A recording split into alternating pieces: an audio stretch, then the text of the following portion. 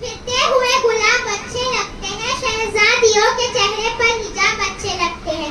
میرا حجاب، میرا فخر، میری حرمت، میرا تحفظ، میری عقیدت، میری عزت، میرا مذہب، میری چاہت۔ Now I would like to call Sister Sarah to come and present to the speech. السلام علیکم ورحمۃ اللہ وبرکاتہ۔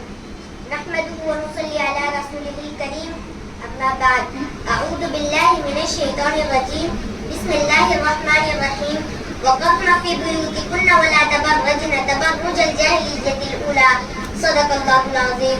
میری زندگی کا مقصد تیری دین کی سرفرازی، میری زندگی کا مقصد تیری دین کی سرفرازی، میں اسی لیے مسلمان، میں اسی لیے نمازی۔ معزز اساتذہ اکرام، علماء اکرام، میں اپنی کم علمی کے احساس کے ساتھ آج کے اس پروگرام میں عورت اور پردے کے عنوان پر لب کشائی کی ہمت کر رہی ہوں۔ محترم حضرات، پردہ ایک سلگتا اور نازک موضوع ہے جس کو آج کے اس پرفتن دور میں غیر معمولی حیثیت و اہمیت حاصل ہے۔ وہ کیوں نہ ہو، اسی لیے قرآن نے اس کی تعلیم دی، رسول اللہ صلی اللہ علیہ وسلم نے اس کی تعلیم دی۔ چنانچہ ارشاد باری تعالی ہے، وَقَرْنَ فِي بُيُوتِكُنَّ وَلَا تَبَرَّجْنَ تَبَرُّجَ الْجَاهِلِيَّةِ الْأُولَىٰ۔ اے مومن عورتوں، تم اپنے گھروں میں بیٹھی رہو، قدیم زمانے جاہلیت کی طرف بن سبر کر مت پھرا کرو۔ اور ایک جگہ حکم ربانی ہے، اگر تمہیں غیر محرم سے کوئی چیز مانگنی ہو تو پردے کے آڑ سے مانگا کرو۔ اور ایک جگہ یہ ارشاد ہے، تم میں سے جو کھلی ہوئی بےہودگی کرے گی اس کو دوہری سزا دی جائے گی۔ مسلم شریف کی ایک روایت میں بھی پردہ عورت کے بارے میں سخت وعید وارد ہوئی ہے۔ حضور صلی اللہ علیہ وسلم نے ارشاد فرمایا، میں نے جہنم میں عورتوں کی ایک جماعت کو دیکھا جو بظاہر کپڑے پہنی ہوئی ہوں گی پر حقیقت میں وہ برہنہ ہوں گی، مردوں کو جھکانے والی ہوں گی، مردوں کی طرح جھکنے والی ہوں گی۔ وہ جنت میں نہیں جائے گی، نہ کہ جنت کی خوشبو پائے گی، حالانکہ جنت کی خوشبو دور سے محسوس کی جا سکتی ہے۔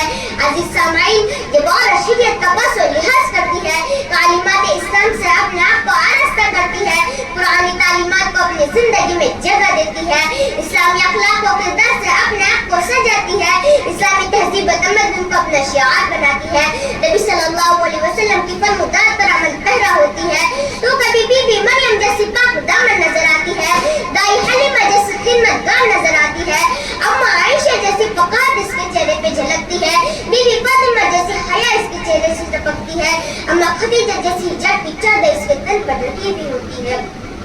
مگر افسوس، جب یہی عورت مغربی تہذیب و تمدن سے متاثر ہو جاتی ہے تو میرا جسم میری مرضی کا شیطانی نعرہ لگاتی ہے، مغربی تہذیب و تمدن کی دل دادا ہو جاتی ہے، فیشن والا لباس اس کی پسند بن جاتی ہے، محفل میں اپنے جسم کی نمائش کرتی پھرتی ہے، سنیما ہال اور تھیٹروں کو آباد کرتی ہے، پردہ و حجاب کو باعث تنگ و عار سمجھتی ہے، تب اس کی زندگی کی روش بگڑ جاتی ہے، تب اس کے قدم لڑکھڑا جاتے ہیں، تب وہ اپنی فطرت سے بغاوت کرنے لگتی ہے، تب حیا کی چادر تار تار ہوتی نظر آتی ہے، تب وہ شیطانی بھیڑی کے ہوس کا شکار بن جاتی ہے۔ کسی شاعر نے کیا خوب کہا ہے، لطیف رہ نہیں سکتی جو زن ہے بے پردہ، لطیف رہ نہیں سکتی جو زن ہے بے پردہ، سبب یہ ہے کہ نگاہوں کی مار پڑی۔ اے بنت حوا سن، جب تک تو پردے میں تھی تو تیرے بدن سے خالد بن ولید جیسے لعل پیدا ہوئے، جب تک تو حجاب میں تھی تو تیرے گود سے صلاح الدین ایوبی جیسے مجاہد پیدا ہوئے، جب تک تو شریعت و سنت پر تھی تو تیرے کوکھ سے محمد بن قاسم جیسے فاتح پیدا ہوئے، جب تک حیا کی چادر تیرے پہ تنی رہی تو تیری عزت و عظمت بھی سلامت رہی، جب تک تیرا آنچل سلامت رہا تو تیرے پیٹ سے دائم مبلغ اور وقت کے امام پیدا ہوئے۔ اے بنت حوا یاد رکھ، یہی پردہ تیرے لیے تقدس سے نہیں تحفظ پیدا کرتا ہے، پردہ و حجاب ہی تیرے لیے پاکیزگی اور طہارت کا ضامن ہے۔ ذالک ازکیٰ و اطہر، پردہ و حجاب ہی تیرے لیے تقوی کا لباس ہے، وہ لباس التقویٰ ذالک خیر، پردہ و حجاب ہی تیرے لیے غلیظ نگاہوں سے بچنے کا مضبوط قلعہ ہے، پردہ و حجاب ہی تیرے لیے جہاد کا ثواب ہے، پردہ ہی شیطان کے منہ پہ سیاہی مل دیتا ہے۔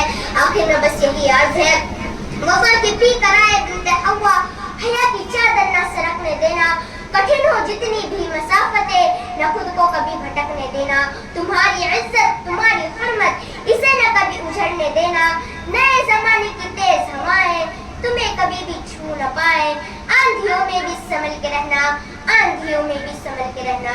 آخر میں اس شعر کے ساتھ اپنی تقریر ختم کرنا چاہتی ہوں۔